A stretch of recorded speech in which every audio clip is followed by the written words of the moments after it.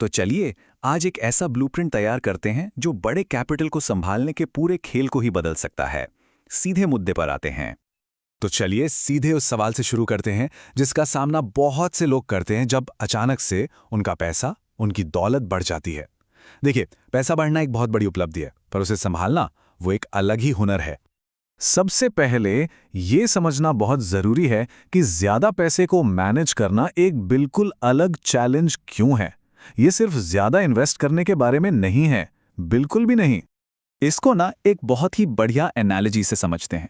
जरा सोचिए, एक कमरे का घर है, उसे साफ रखना कितना आसान है ना?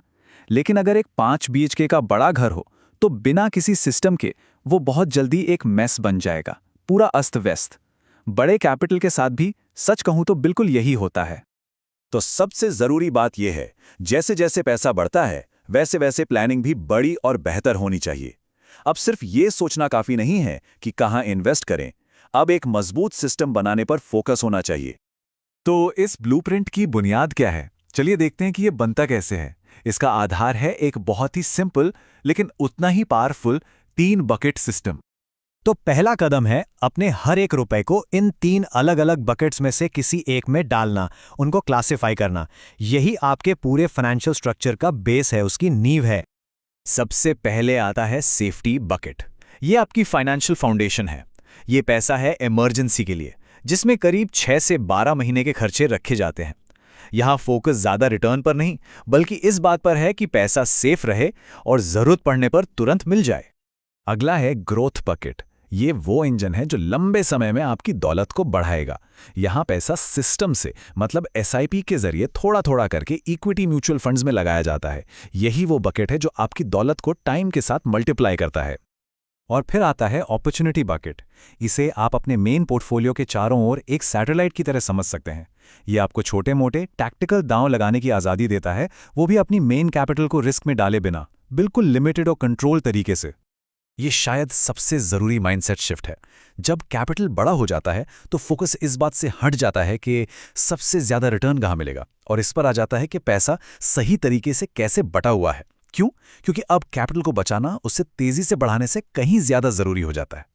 तो बकेट्स तो समझ आ गए, अब देखते हैं कि इन्हें एक्शन में कैसे लाया जाए, मतलब एक प्रॉपर डिप्लॉयमेंट स्ट्रैटेजी कैसे बनाई जाए। देखिए, जब एक बड़ी रकम इन्वेस्ट करनी हो तो सबसे ज़रूरी है मार्केट को टाइम करने की कोशिश से बचना। एक ही बार में सारा पैसा लगा देने के बजाय उसे धीरे धीरे एसआईपी या एसटीपी के जरिए इन्वेस्ट करने से मार्केट की उठापटक का रिस्क भी कम होता है और आप इमोशनली शांत भी रहते हैं। एक तय एसेट एलोकेशन, जैसे कि ये 60-30-10 का एग्जाम्पल, आपके सभी इन्वेस्टमेंट डिसीजंस के लिए एक कंपस की तरह काम करता है। हाँ, ये हर किसी के लिए अलग होता है, ये किसी की उम्र, गोल्स और रिस्क लेने की क्षमता पर डिपेंड करता है। और ये बात बड़े पैसे की नई प्रायोरिटी को बहुत अच्छे से बताती है।